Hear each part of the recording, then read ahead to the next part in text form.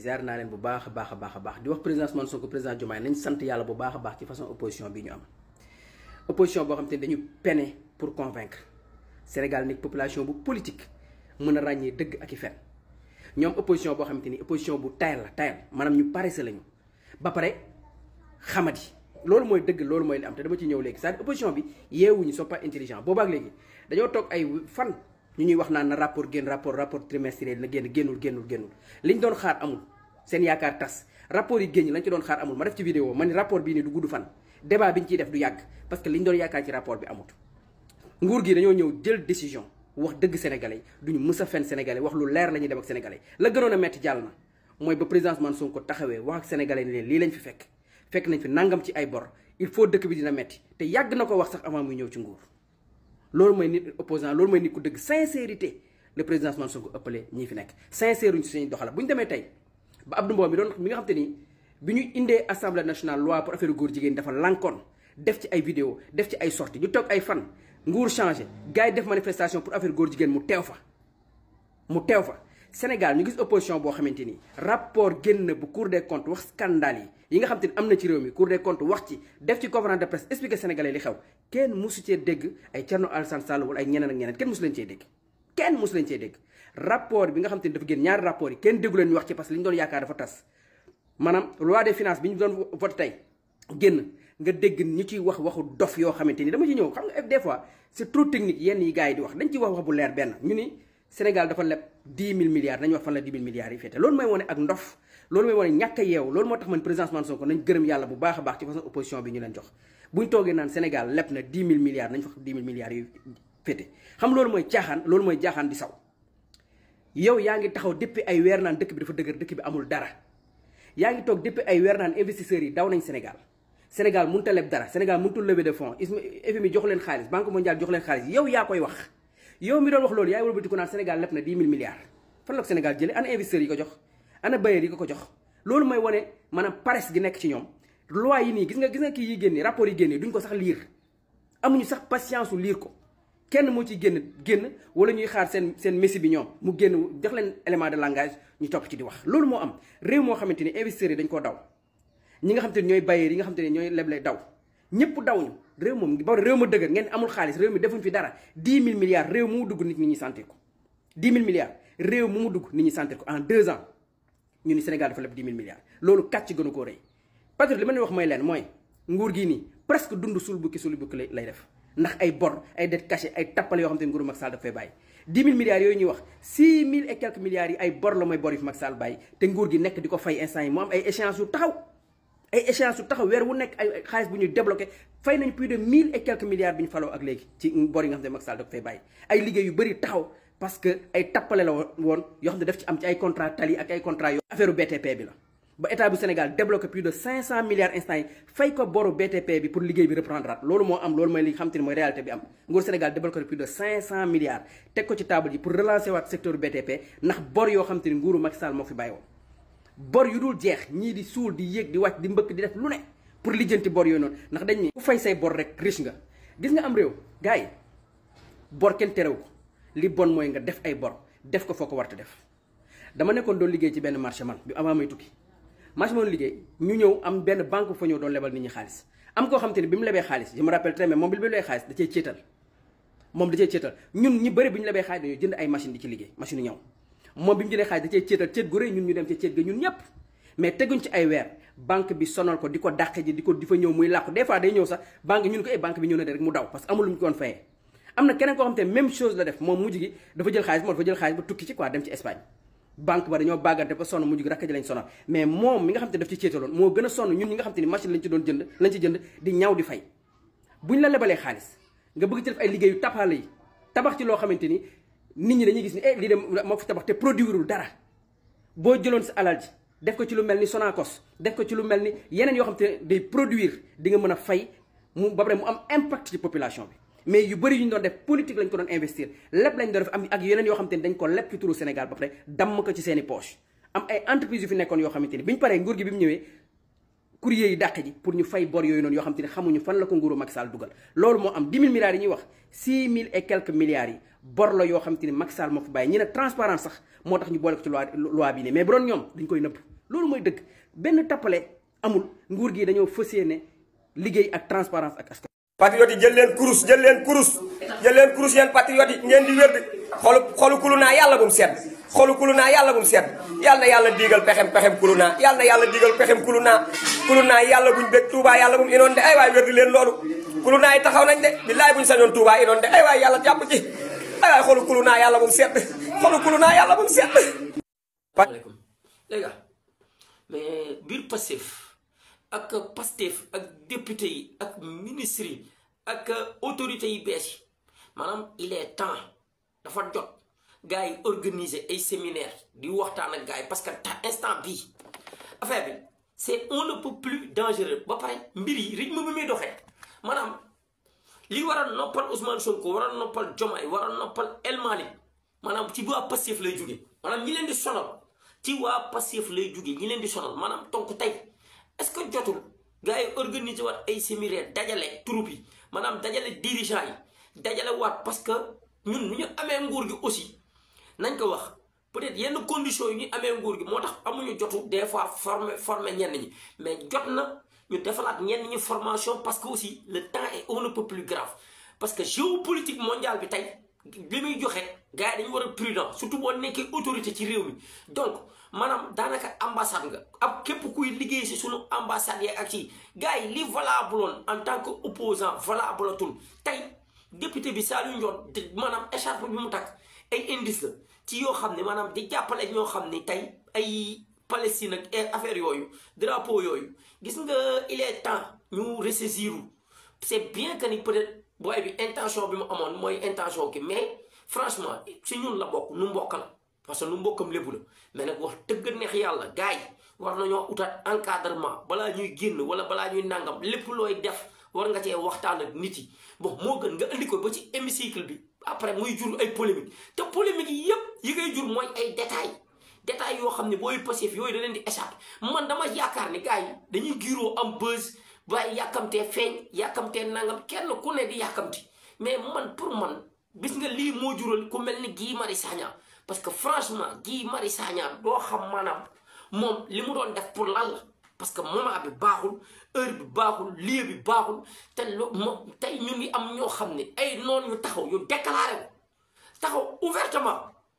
ñoom presse bi taxaw ouvertement bëgg combattre gouvernement bi à tout prix di ba dem bay interroger ay ambassade yoo xam ni ñaari ay wala ay personnel u ambassade parce que tey boo seetloo Abdoulaye Der buy tëj gars yi bu ñuy tëj maanaam pour vous dire que ni ñii dañoo pare pour taal réew mi yéen waa Pastef yéen ngeen di def ay détails yoo xam ni day mel ni yéen da ngeen leen di may tànk maanaam Abdoulaye Der buy tëj ay seetlu woo leen ko dernière minute bi ñu nekk ci ambassade démb ñu nekk Nations Unies maanaam pour vous dire que ni ñii yéen xaw ma ndax yéen a ngi leen di seetaan xaw ma ndax yéen a leen di déglu Abdoulaye Der démb bu muy tëj ay membres yu nekk Nations Unies dañuy wane ni ñoom ñu nekk Nations Unies ñoo leen di soutenir ak ñu nekk ambassade naam ay ñu nekk ci ambassade yi la ñuy tudd ñu nekk naam ba Nations Unies il est vraiment temps que Ousmane Sonko et Diomaye arrêté parce que fléau bi gars yi bañuñu si dara ñu ngi ci nekk ci maanaam ci diplomatie Sénégal te loolu lañ nekk di jéem a saltel donc aussi non ñi nga xam ne biir Pastef lañ bokk bon député Saliou Ndione peut-être bon il n'avait pas compris li ko El Malick di wax di ko raisonné moom gis nga ñun aussi di soutenir ay Palestine di nangam ñun buñ ci tolloo ñun xam nga loolu tal yaaram ñun danoo tal defar suñu réew mii ñun soutenir suñu bopp moom lan talagum soutenir suñu bopp parce que ñun danoo tal nekk ci di suxalaku gis nga am na ñoo xam ne ñu fi ne di jaay yenn yi di jaay naan ay soutenir rek di jaay ak jullite maanaam ñun jullit ñun ñii on n'arrive pas à régler nos propres problèmes bay régler problème mu jàmbur yaa xayti dimbali leen seen bopp ngeen dimbali ñu ñun fi ñu nekk nii wax dëgg neex yàlla ñun stabilité bu ñu am bu leen ñu ko yaaxal bu ñu kenn dugal ci ay détails drapeau Sénégal fu ko nit takkee d'autant plus que un député takk leneen ça engage la responsabilité du pays donc ça va à l'image du pays donc am na yoo xam ne nit war na ko moytu am na yoo xam ne surtout adduna bi fi mu toll il faudra appeler à la raison gis nga Pastef dafa jot sëpp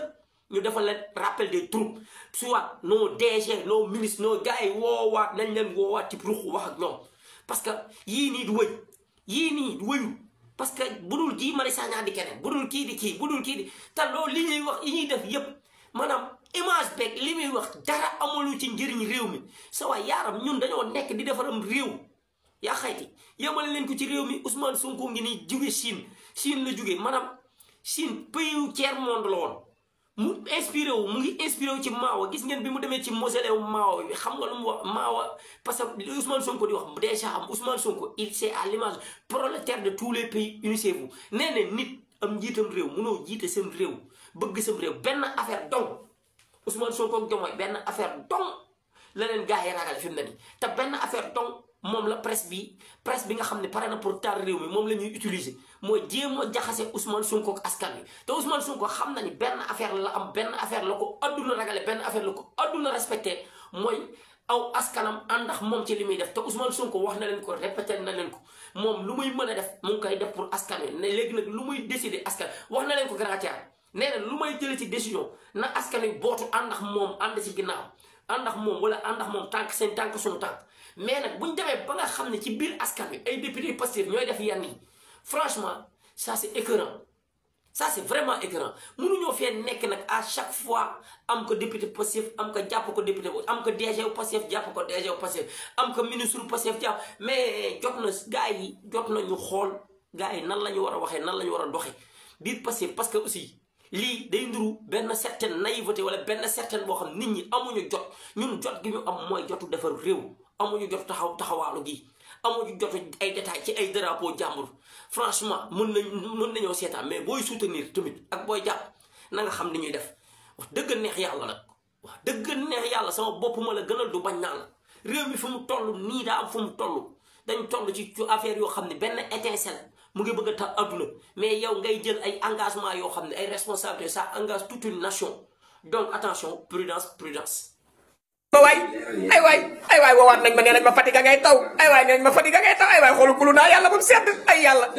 billaahi nguuru Diomaye gi vision 2050 yàlla yow rek nga si mën a jàpp yàlla dañoo doon na ay sàcc billaahi jàpp ci kulu naa yi problème mu yére lañ am ak solo ak ay drapeau waki ay couleur ñun ñu am problème mu réew mi jag yow yàlla suturaal ñu billaahi waa kër Macky Sall seen xol yu bon yi yow yàlla jàpp ci yàlla bul inondé tawal ñu xéewal rek ay bis bu la yàlla jaye ba nga dellu décision ëllëg ñu toog si penc mi nit toog di la fenal nga ba loolu mu jàll gis nga dafa am loo xam ne am réew boo ko bëggee jubbanti tànk ñaar ñi ñu ngi circuler ci réew mi mënoo defar réew mi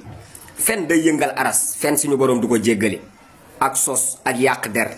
yaa ngi dégg aku sàcc nag baaxul cim réew day màbbal société bi te ñiñ ko séqal mën nañu sos mën nañu fen mën nañu yàq der ndax mën a fen weesul nga xeesal ba weex toog si plateau naan man gëw ma ni sax visite ba am na jàkkaarloo président bi te nga gis président bi toog Ousmane Sonko toog ñu jàkkaarloo joxantey kàddu président Sine bi ni ko Ousmane Sonko rek su ma sañoon nga ñëwaat fi ndax sa tournée bi am na solo lool xam nga la nga gis jaxraan ñu toog mën na la dugalal vidéo bi nga di ko gis nga toog magum jëmm juri doom xeesal ba weex dèjà yow moom diine dalaa ŋàññi ndax dangaa soppi sa der ba nga soppee sa der nga soppi say kàddu nga tàmbali di fen Badara Gadiaga toog sàcc BFM ñëw toog ni moo ñu jox leçon de morale di fen naan Bassirou Fofana li mu wax li wax la bourse familiale li ci nekkoon ñun xam nañ du dëgg du yoon dafa bari woon ay njumte dañ koy jubanti loolu moo la ko gën a xam day fen ñu jógeeti foofu noonu ñëw gis nga Aïssatou Diop Fall li mu lay wax ni bu leen ko lijjanti man damaa gëm Fadilou Keita de bi mu fi porté plainte dañ koo signalé ni waa ji na ko porté plainte boobu la waa ji gëj a wax ci licencié yi bi mu tàmbalee naan licencié yi nii wax na am na ko bokk Pastef nekk leen nit ku ci wax porté leen ko plainte ñu teg ko ci kaso bi ñii kaso lañ mérito ndax dañoo mën a sos mën a fen nit yor jabaram yor doomam nga taxaw di ko sosal naan doom ji juru ko diwa ko jur ñii ay yàqatu der lañ kon que ñoom parewuñ pour opposé wu baleen foofu tëj leen ñëpp kon que ñoom ci ay yére lañ ne na ñëpp dem kaso même bu audience bi amee man wóoruma leeruma parce que jël nañ benn photo boo xam ne c'était le président le putschiste là de la Guinée moom moo ànd ak moom ñu jindi Mamadi teg ko fa moom bon maintenant est-ce que biñ ma wonaat bu bees la est-ce que monté wuñ ko est-ce que oui, ils ont joué ils ont perdu voilà moi je peux pas croire qu'il a été reçu qu'il soit reçu non démb ndeke sàcc bi mer na de xam nga man sàcc bi du ma seetaan télé mais ndeke sàcc bi mer na démb de ki sàccoon diplôme bi ki falsifié BFM bi ndeke démb daa mer naan det extérieur bi lu tax fayoo leen ko ngeen di fay intérieur bi det intérieur bi fay leen ko bàyyi extérieur bi fisc lañu presse bi yoreel fixe bi ñu presse bi yoreel nag 40 milliards lay toll laa la wax ci impôt dañ koy fay alalu askan wi la rangoo ñu baadoo la dootul siim cërey buur loolu jeex na ci réew mi mënoo leen a ne cim réew di ko caxat-caxatee di def lu nekk ndaw ñi taxaw ni réew mi dina baax dina jag ngeen mooy si ni lu bañ ndeke ni ngeen nekkee sim tappale ngeen nekkoon ku ne dem ut sa diplôme ñëw ngir bëgg a taxaw ci réew mi nga doonub sàcc bu mag mënoo toog ci télé bi ñu jox leçon ba dara ñun respecté wuñu ñun bu ñu amee niveau certificat sax baax na mais sàcc ñu suñu yaay dañ ñoo fayal ñu def jàng ay diplômé la ñu fal moo tax jëluñu alalu réew mi ay digne fils lañu rapport bi nag génnewul benn falsifié rapport bi génnewul benn nit koo xam ne di nga ni kii duut baaraam dafa sàcc alal ji li la naqari nag mooy fiscal ak impôt yi impôt mooy doxalum réew 40 milliards duñ ko may ab presse xam nga duñ ko def 10 milliards ab presse du ko yor tëdd ci ba pare bëgg a jënd mondial même pas 1 an et demi mooy loolu ku ci daaru nag même pas 1 an et demi yaa war a xool lan moo la doon doxal waaw yaa ngi dégg correct la ko tëjloo loolu ñun suñu yoon nekku ci yow sàcc nga mënoo ñoo jox leçon fii ba 2029 ba dara heure boo waxee ñun la sàcc nga yow rapport a génn ni la niib ci loxo ni la da ngaa falsifié ab sàcc nga këyitu jàmbur nga yor yaa ngi dégg ñun ñu fal ñoo xam ne nag jëluñu suñu dërëm rapport yi li ñu doon xaar mooy suñu gars yi sàcc nañ suñu gars yi jëluñu 100 francs waaw dañuy fay nag def extérieur bi bàyyi intérieur bi ndax intérieur moo fi bàyyi booru extérieur bi tey instant ni Casamance am plus de xawma ñaata variété de mango yoo xam ne mën nañ ko utiliser transformer ko mu nekk des jus naturels yoo xam te instant ni mën naa dem fu ne ci àdduna bi tey bu ñu amoon benn usine boo xam ne usine bu mel ne Kirène ñu moomal ko suñu bopp gouvernement bi moom ko wala mu am benn opérateur économique boo xam ne comme genre CSS bi nga xam ne tey instant ni Mimran dafa xam nga takkoon ju bu mu jàmm ñu xool tey gouvernement bi naka lay amee benn usine boo xam ne usine de transformation la mango gi nga xam ne moom moo nekk fële ca Casamance ñu koy transformer biir Casamance jeunesse su Casamance bi tey esam ñu def benn unité de kii boo xam ne benn unité de production boo xam ne dana def plus de 1 million de jeunes yoo xam te esam te lañ fa liggéeyee loolu du ñu wàññi chômage bi tey bu président tey esam bu amee tey accord yooyu am tey ñu dem ba Casamance tey teg fa ngandi maani usine de transformation mango bi bu naree yàq ñu transformé ko orange bi bu naree yàq ñu transformé ko li nga xam ne moom moo nekk banana bi ñu transformé ko li nga xam ne moom mooy huile de palme bi ñu koy defar di ko def made in Sénégal di ko yóbbu au niveau international sénégalais yi bu ñu doyalee ba pare ñu jaay ko au niveau international pour que carrément ne revenu boobu delluwaat ci askanu Sénégal bi. te xam leen tey exemple mango gi ni muy baree tey mën nañ ci générer ay milliards tey bu ñu amee usine de transformation léegi lan moo tax tey instant bi toll nii ñun yéen ñii saaga bu leen leen miite bàyyi leen ñu saaga seen ndey ak seen baay di leen nampal garaaw bu leen leen miite jëppal leen ma rek dama leen ko ñaan ñi leen nampal quoi li ñu leen nampal di leen génne ko bàyyi leen seen papa lañ bëgg a saaga ak seen yaay mu ñu koy saaga ci man la ñuy défoulé yow amul problème bu leen leen laal bu leen leen def dara bàyyi leen ñu défoulé wu ay xale lañ bàyyi leen ñu saaga bàyyi leen rek bàyyi leen bu leen laxas bàyyi leen mbaam gàtt na waaye ci jur gi la bokk bu kenn saaga bu kenn fayu bàyyi leen appel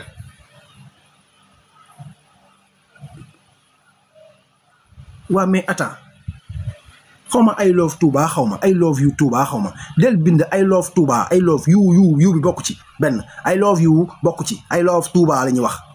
yu bi bokk ci konaar jàngoo ba pare di naan da ngay cotiser Chine yàgg naa liggéey ak Sénégal depuis Ablaye Wade gis ngeen xam nga da ngaa kon mënul weesu may la man ba ma nekkee xale xam nga man pas la ba ma nekkee xale que carrément ne ki nga xam ne mooy nekk centre culturel bu nekk Kaolack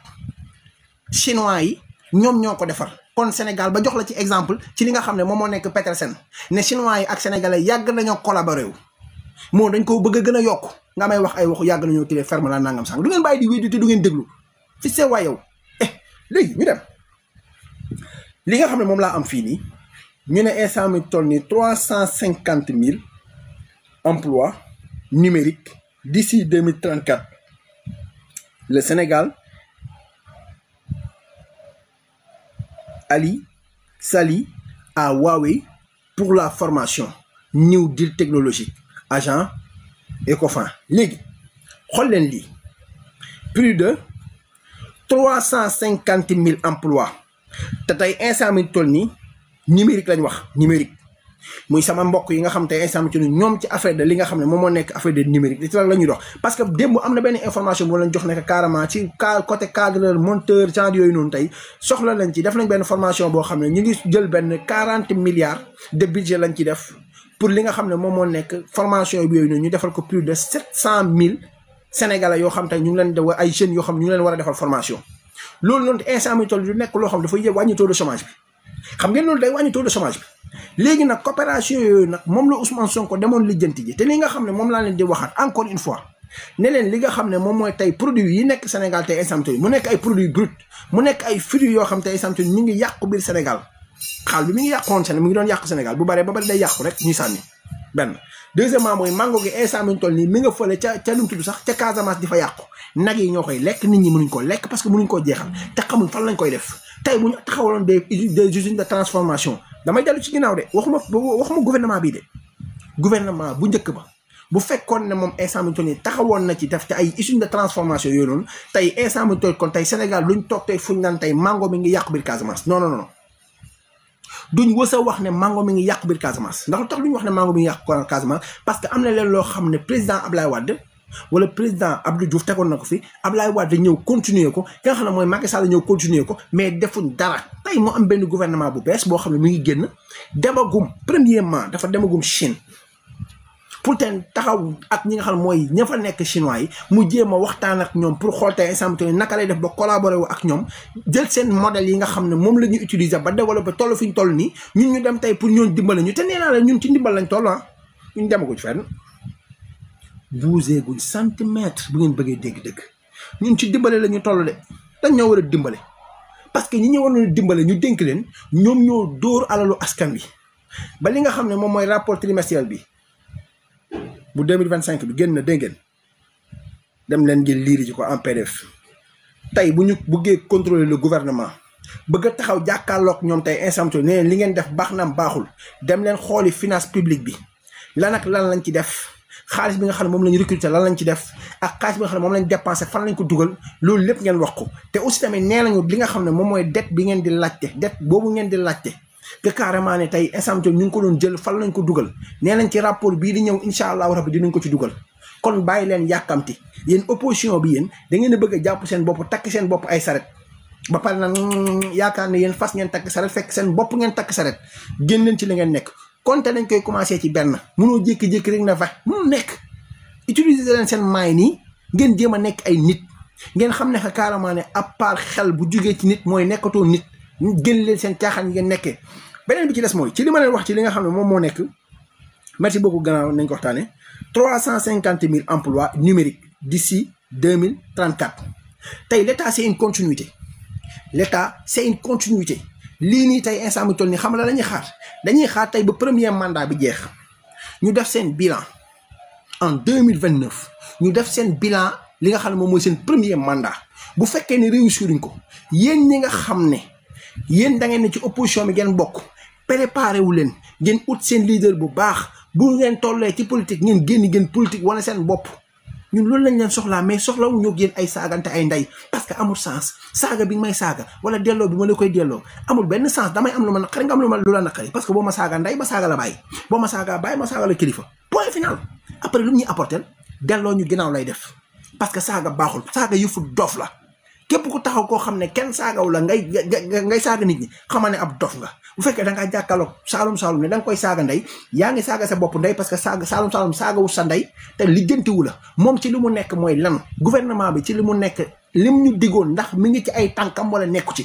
te yéen da ngeen fay def 12 longues années yoo xam ne tey instant dañ leen a jox 105 ni ñu ko waxatee sax